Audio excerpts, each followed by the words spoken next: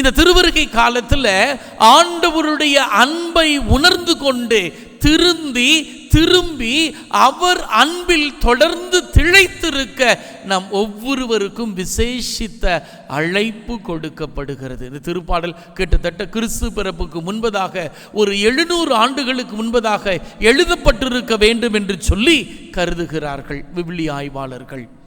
4 அரசர்கள், புகழ்பெற்ற அரசர்களாக இருக்கிறார்கள். முதலாவது சவுல், 2வது தாவீது, 3வது சாலமோன், 4வது ரெகொபோவாம்.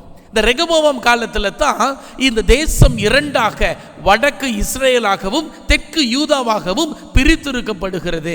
12 குல கோத்திரங்கள்ல 10 வடக்கிற்கும் 2 தெற்கிற்கும் கொடுக்கப்படுகிறது. அந்த 2 கொடுக்கப்பட்டது தான் மனாசேயும் சிறப்பா அங்கு சொல்லப்படுகிற வார்த்தைகளை நாம் கேட்கிறோம். அப்ப யோசேப்பை ஆண்டவர் ஆயனை போல வழி நடத்தினார் என்று சொல்லி இன்றைக்கு சொல்லப்படுகிற அந்த திருப்பாடல் நமக்குரிய பாடமாக சிறப்பாய் அமைந்திருக்கிறது.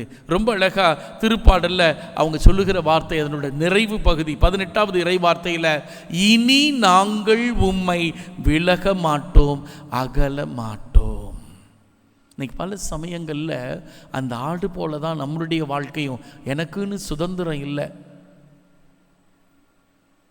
ஒரு கட்டுப்பாட்டுக்குள்ளே இருக்கிற மாதிரி இருக்கு. நான் வெளியில் இருந்தால் நல்லா இருப்பேன், சந்தோஷமாக இருப்பேன், மகிழ்ச்சியாக இருப்பேன்.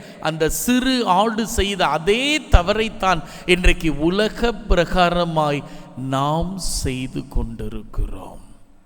யோசேப்பு ஆண்டவருடைய அன்பை உணர்ந்திருந்தார். யோசேப்பு ஆண்டவருடைய அக்கறையை புரிந்திருந்தார். அந்த அன்பை அக்கறையை உணர்ந்திருந்ததால் புரிந்திருந்ததால் சிறப்பாக ஆண்டவருக்கு பிரியமான ஒரு பாத்திரமாக சிறப்பான விதத்தில் அவர் வாழ்ந்ததாக வரலாறு சொல்லுகிறது.